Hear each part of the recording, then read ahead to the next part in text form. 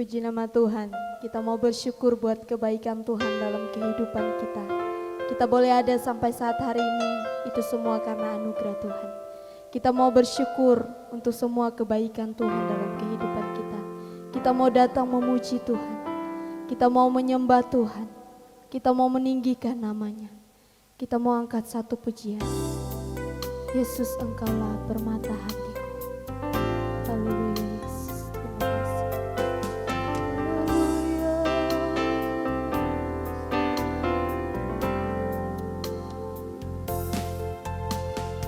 Dengan segenap hati dan jiwaku, ku datang padamu dalam kerinduan. Kasih-Mu yang selalu mengubahku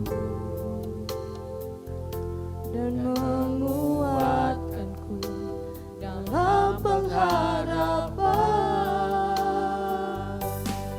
Yesus, Engkaulah permata hatiku. Dunia tak dapat menggantikanmu. Kemuliaan-Mu tercurah bagiku, menjadikanku indah dan semakin indah bagimu. Dengan segenap hati kami Tuhan mau datang kepadamu. Dengan segenap hati dan jiwaku, ku datang padamu dalam kerinduan. Kasih-Mu yang sanggup mengubahku dan menguatkanku dalam pengharapan. Yesus, Engkaulah permata hatiku. Dunia tak dapat menggantikanmu. Kemuliaan-Mu tercurah bagiku, menjadikanku indah dan semakin indah bagiku. Yesus, Engkaulah, Yesus, Engkaulah permata hatiku. Dunia tak dapat menggantikanmu. Kemuliaan-Mu tercurah bagiku, menjadikanku indah dan semakin indah bagiku. Jadikanku indah, jadikanku indah dan semakin indah bagiku. Terima kasih Tuhan, Engkau baik. Haleluya Yesus, haleluya.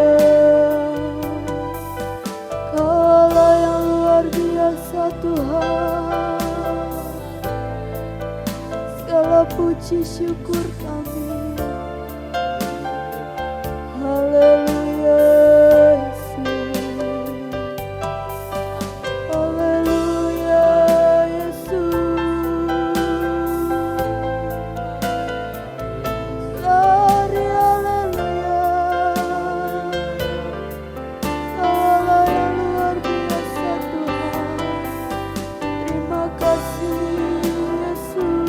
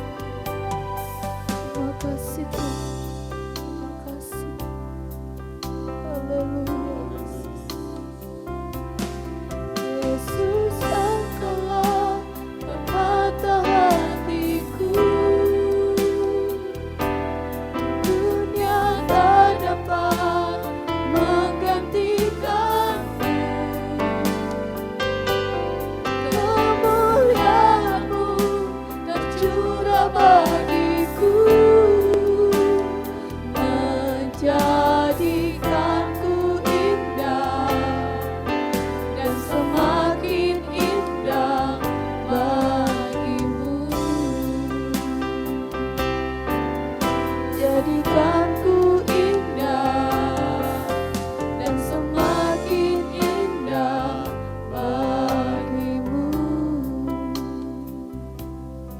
Kami mau bersyukur Tuhan buat kebaikan Tuhan dalam kehidupan kami. Engkau sungguh Allah kami yang hidup. Engkau Allah yang luar biasa. Engkau Allah yang tidak pernah meninggalkan kami. Inilah kami Tuhan. Bentuklah setiap pribadi kami. Kami rindu memuji dan menyembah nama-Mu. Biarlah Engkau pimpin ibadah kami ini Tuhan. Dari awal, pertengahan, hingga berakhirnya dengan baik seturut dengan kehendak-Mu. Urapi kami para pelayan-Mu. Biarlah Tuhan, seluruh hormat kemuliaan hanya bagi nama-Mu Tuhan. Kami mau memuji Engkau. Kami buka ibadah ini dengan penuh ucapan syukur kami. Biarlah Allah Roh Kudus bekerja di dalam hidup kami. Hanya di dalam nama Tuhan Yesus Kristus kami sudah berdoa. Haleluya. Amin. Puji Tuhan. Haleluya. Kita mau bersyukur buat kebaikan Tuhan dalam setiap kehidupan kita. Amin. Kita mau naikkan pujian syukur kita hanya bagi nama Tuhan. Kita mau menyatakan kalau Tuhan Yesus sungguh baik dalam setiap kehidupan kita. Kita mau nyanyikan satu pujian. Apa yang tak pernah dilihat di mata, apa yang tak pernah didengar oleh telinga, itu yang Tuhan sediakan bagi kita karena Dia Allah yang sanggup melakukan segala sesuatu. Haleluya. Apa yang tak pernah dilihat mata dan tak pernah didengar telinga,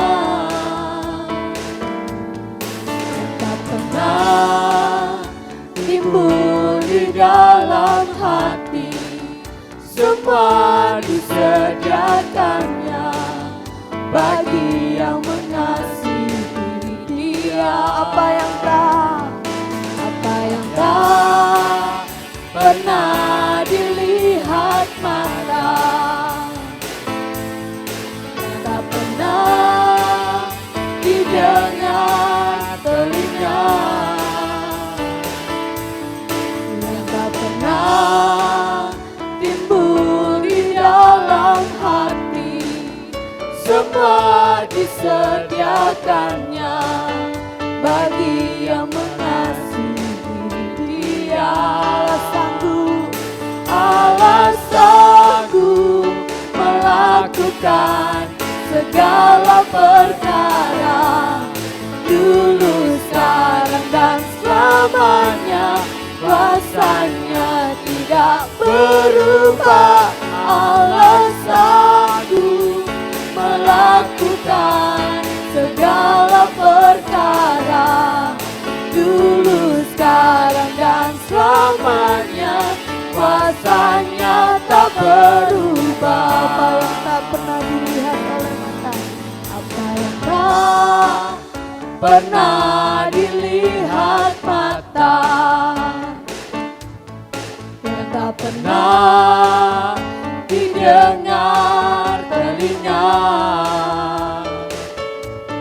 yang tak pernah timbul di dalam hati, semua disediakannya bagi yang mengasihi Dia. Allah sanggup melakukan segala perkara, dulu, sekarang, dan selamanya. Kuasanya tidak berubah. Allah sanggup melakukan segala perkara, dulu, sekarang, dan selamanya. Kuasanya tak berubah. Allah sanggup melakukan segala perkara, dulu, sekarang, dan selamanya. Kuasanya tidak berubah. Allah sanggup melakukan segala perkara, dulu, sekarang, dan selamanya. Kuasanya tak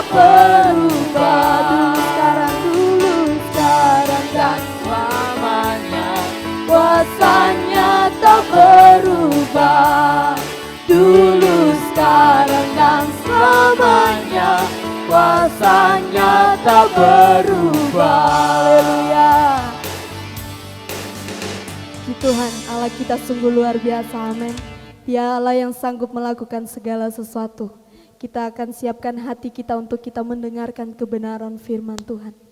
Kita mau merenungkan segala kebaikan Tuhan dalam setiap kehidupan kita. Kita mau merindukan firman-Nya, sebab firman Tuhan yang menjadi penopang hidup kita. Firman Tuhan yang memberikan kita kemenangan. Firman Tuhan yang menjadi jaminan kita untuk kita bisa menjalani setiap hidup ini. Kita mau menyatakan, Tuhan, aku rindu. Tuhan, aku siap mendengarkan kebenaran firman. Terima kasih Tuhan. Kau sungguh baik dalam kehidupan kami. Kau Allah yang luar biasa.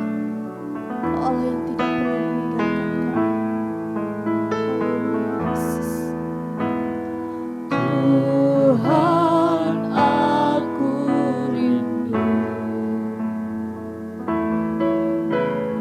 Tuhan, aku siap. Penuhi aku dengan Roh-Mu. Ku rindu lawatan-Mu. Tuhan kami rindu. Tuhan, aku rindu. Tuhan, aku siap. Penuhkan kami Tuhan. Penuhi aku dengan Roh-Mu. Ku rindu lawatan-Mu.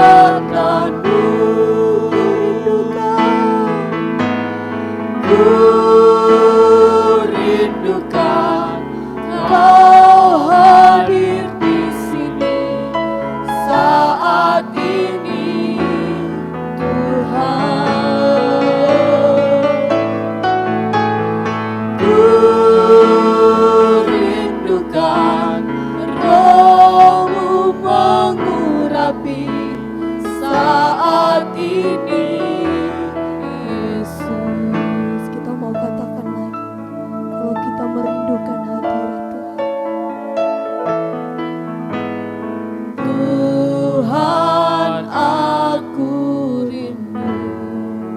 Tuhan. Kami siap Yesus. Tuhan, aku siap. Penuhi kami dengan Roh. Penuhi aku dengan Roh-Mu. Ku rindu lawatan-Mu. Ku rindukan Tuhan. Ku rindukan Kau hadir di sini saat ini, Tuhan. Ku rindukan Roh-Mu mengurapi saat ini, Yesus. Kami rindukan Tuhan. Ku rindukan Kau hadir di sini saat ini, Tuhan. Haleluya Yesus. Kami rindukan Kau hadir di sini saat ini, Yesus. Ku rindukan Kami rindu Engkau Kau Tuhan. hadir di Sebab Kau Allah yang selalu baik dalam kehidupan. Kami siap Tuhan, urapi kami. rindukan Roh-Mu mengurapi saat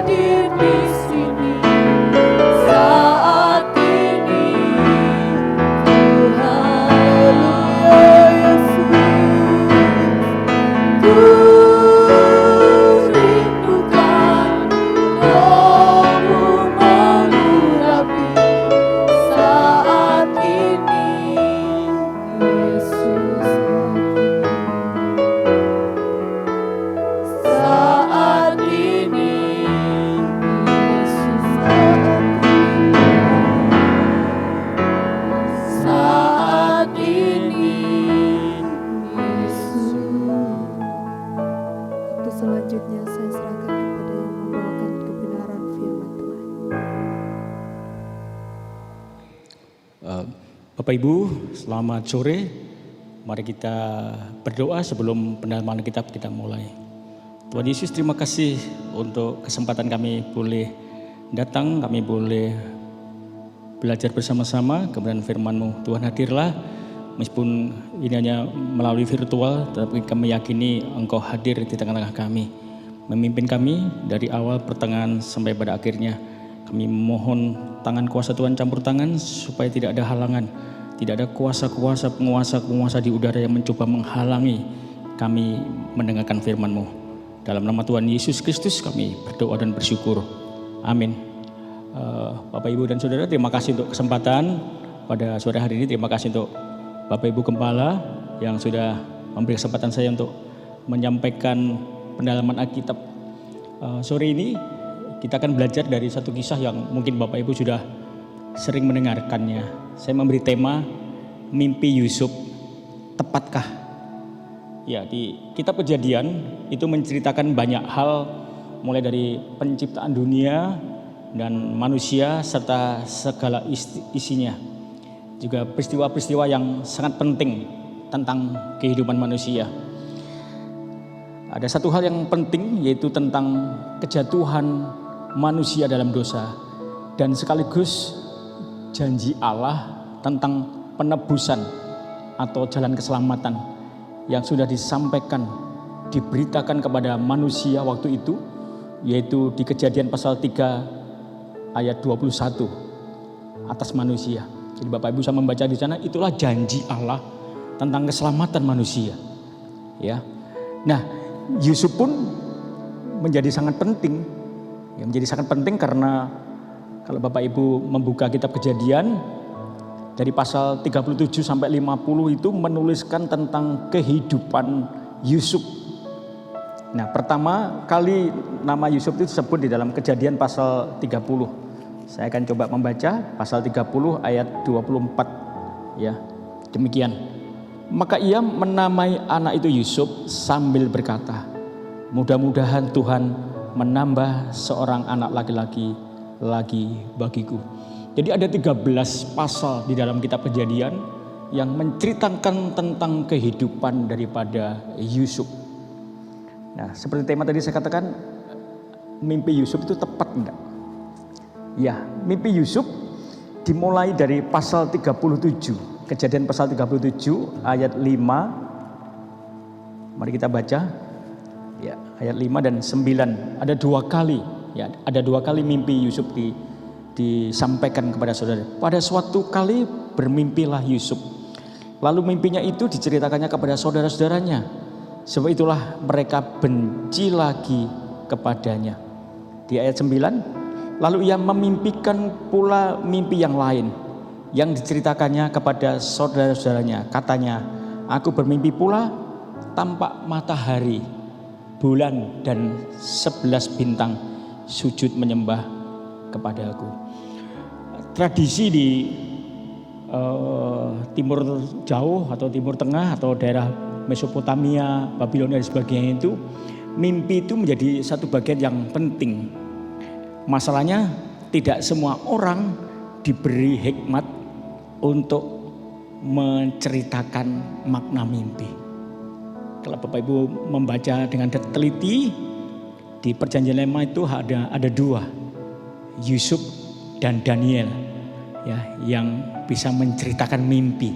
Nah, kali ini kita justru membahas tentang Yusuf. Banyak orang menyebut si pemimpi, ya. Tetapi kalau kita melihat dalam bagian ini, mimpi Yusuf ini bukan mimpi kosong, bukan. Kalau Bapak Ibu membaca sungguh-sungguh, sebenarnya dalam kata yang tepat, mimpi Yusuf itu sebenarnya adalah iman dia kepada Allah untuk masa depannya. Jadi jangan menganggap bahwa mimpi Yusuf itu mimpi seperti Bapak Ibu dan Saudara sekarang ini, tidak. Berbeda dengan mimpi orang-orang sekarang, berbeda. Jadi mimpi Yusuf ini punya sesuatu yang jauh ke depan. Ya, puluhan tahun, bahkan mungkin ratusan tahun, bahkan mungkin ribuan tahun. Karena dari apa yang dikerjakannya ini, kita akan melihat bahwa Yusuf ini menjadi tokoh penting di dalam kitab Kejadian. Ya, jadi bukan hanya mimpi biasa tapi aja merupakan simbol. Jadi Bapak, Ibu dan Saudara bisa menuliskan mimpinya Yusuf itu adalah simbol untuk masa depannya. Nah, itu dimulai dari Kejadian pasal 37 ayat 12.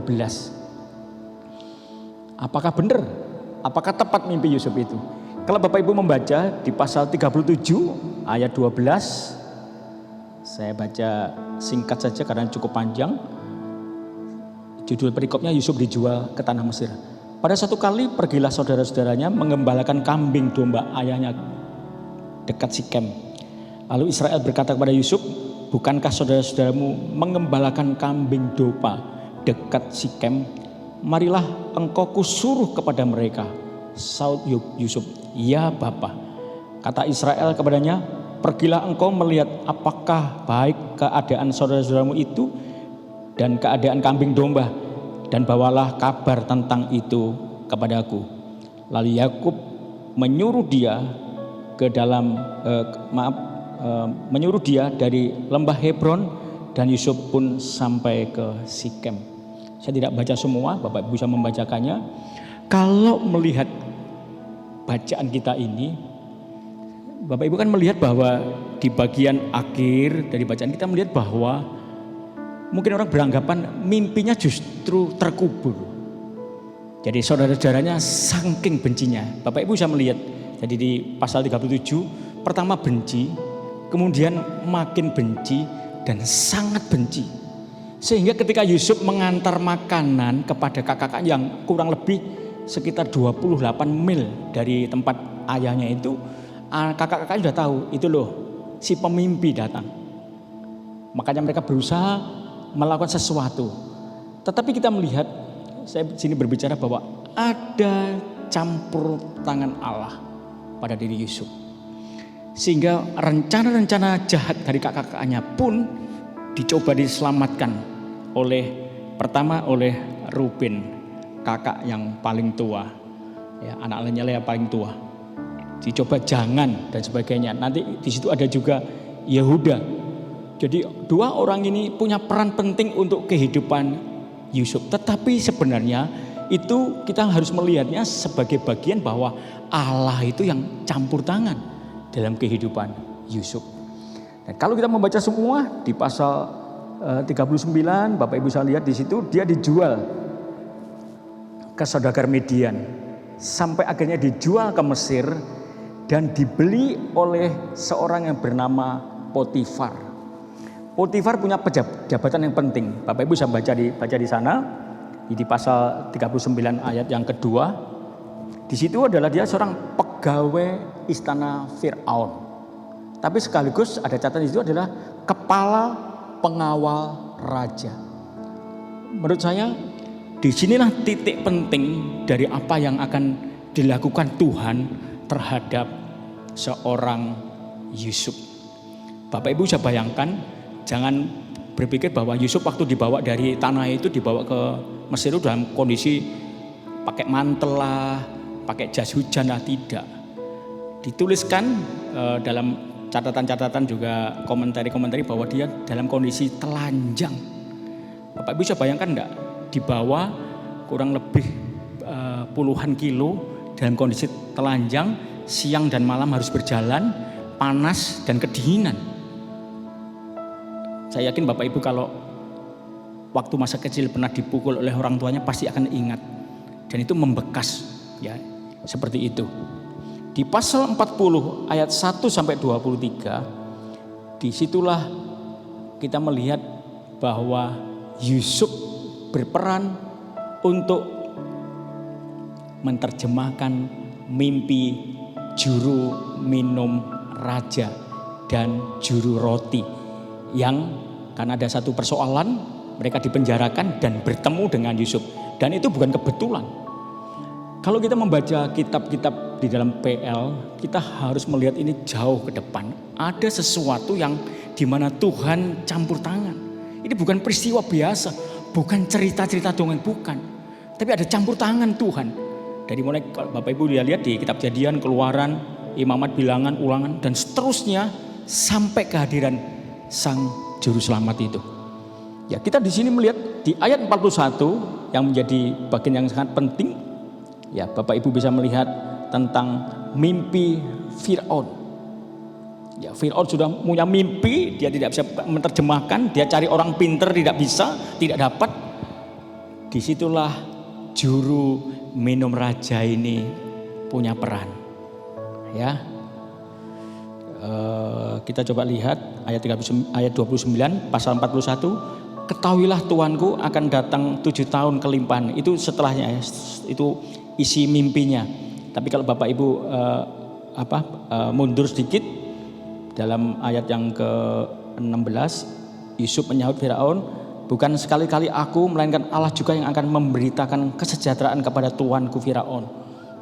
Jadi Yusuf waktu setelah dipanggil itu dia sudah sebenarnya dapat pujian, tapi dia mengatakan tidak, Allah. Ya, jadi ini kita harusnya dalam kehidupan kita harus menomorsatukan Allah. Jadi bukan sesuatu yang kita bisa kerjakan di dalam pekerjaan kita, di dalam pelayanan kita, apapun yang berhasil kita lakukan, itu semata-mata bukan kita, tapi Allah.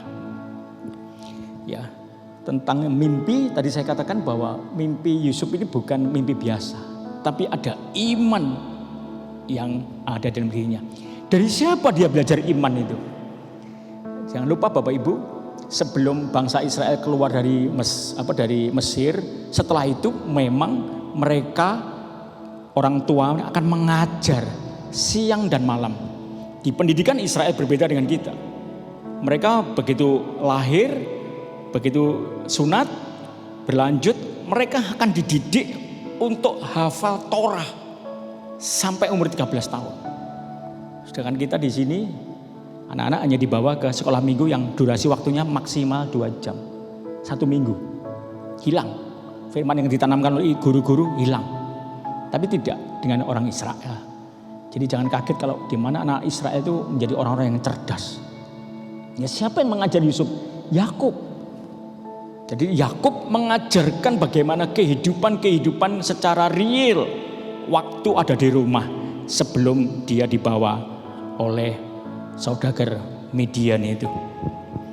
Di pasal 39 ayat 2 kita melihat meskipun dalam kondisi sebagai seorang yang ditahan bekerja di keluarga Potifar, di situ dikatakan ayat 39 pasal 39 ayat 2, tetapi Tuhan menyertai Yusuf sehingga menjadi seorang yang selalu berhasil dalam pekerjaan. Meloncat ayat yang ke-5, sejak ia memberikan kuasa kepada dalam rumahnya dan atas segala miliknya kepada Yusuf, Tuhan memberkati rumah orang Mesir itu. Jadi jangan lupa Bapak Ibu bahwa kita bisa menjadi berkat sekaligus menjadi penyalur berkat dimanapun kita berada. Di tempat, jangan berharap bahwa Tuhan memberkati kita di rumah, tidak. Dimanapun kita, harusnya kita menjadi berkat. Ya, saya akan loncat terus pasal 41 ayat 37. Dan ini menjadi puncak daripada apa yang dikerjakan sesuai dengan rencana Allah. Dia menjadi penguasa di Mesir, setingkat dengan Firaun. Bedanya hanya tahtanya. Ini jangan membayangkan bahwa Firaun itu presiden, Yusuf wakil. No, bukan. Ya, kalau saya bilang di pemerintahan kita saat ini, Yusuf itu menjadi Perdana Menteri. Perdana Menteri dengan presiden itu setara. Hanya dalam hal tertentu dia, karena kebijakannya berbeda dengan kebijakan pemerintahan dan kebijakan kenegaraan. Kalau negaraan itu presiden, kalau Perdana Menteri itu tentang pemerintahan. Jadi sama, setingkat. Jadi kalau Bapak Ibu teliti membaca, di situ katakan bahwa tidak ada seorang pun bisa keluar dari Mesir tanpa Yusuf ACC. Kalau saya pakai kata yang gampang. Jadi semua orang, semua pedagang, semua orang lalu lalang, Yusuf tahu. Luar biasa kan? Seorang yang tidak dikenal di Mesir, seorang tahanan bahkan tahanan penting karena dia pernah dipenjara oleh Potifar ya sebagai kepala pengawal raja, tetapi menjadi orang yang penting. Tapi bukan itu yang kita perlu ingat di sini. Kalau Bapak Ibu melihat di pasal 42, Bapak Ibu bisa baca semua. Saya karena mengingat waktu, ya di situ disebutkan saudara Yusuf pergi ke Mesir. Pada waktu mereka di tanah di mana orang tua dan keluarga besarnya berada, mengalami kelaparan yang luar biasa. Itu baru 2 tahun ya. Padahal Yusuf ngomong waktu di terjemahan itu 7 tahun kelaparan. Itu baru 2 tahun sudah sampai di mana Yakub dan saudara-saudaranya itu tinggal. Itu memaksa mereka harus pergi. Apakah paksaan ini paksaan dia? Tidak. Saya katakan tadi ada rencana Tuhan ternyata. Jadi saudara-saudaranya harus pergi ke Mesir. Itu sebagai bukti bahwa Allah memelihara keluarga ini. Coba kalau Yusuf tadi tidak dipenjara, tidak disengsarakan oleh kakaknya dan sampai di penjara, bahkan difitnah oleh istri Potifar, dia tidak bisa memelihara orang tua dan keluarganya. Ini luar biasa Bapak Ibu. Kita melihat bahwa Allah turut campur meskipun dalam kondisi yang sengsara. Jadi Bapak Ibu, kalau Bapak Ibu mengalami penderitaan karena kebenaran, penderitaan karena Injil, penderitaan karena menyampaikan sesuatu tentang Allah, tidak usah takut. Allah ada di dalam diri Bapak Ibu dan saudara semua. Berbeda kalau Bapak Ibu melakukan kesalahan ya, tidak. Saya mengatakan ini melakukan kebenaran. Tuhan pasti akan bela. Jadi di sini kita melihat bahwa di pasal 42 saudara Yusuf datang ke Mesir.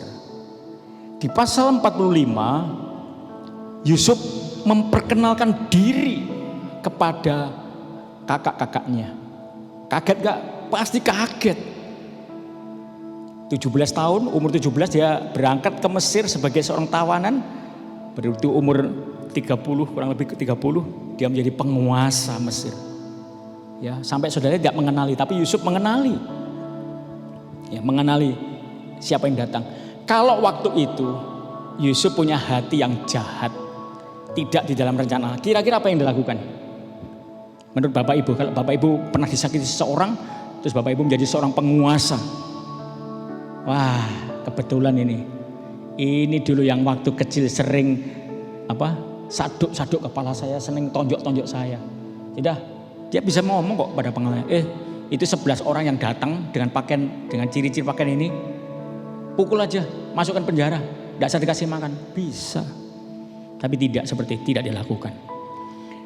Dan inilah yang menjadi poin penting yang saya ingin sampaikan kepada Bapak Ibu. Mari kita baca bersama-sama di dalam Kejadian pasal 50 ayat yang ke-20.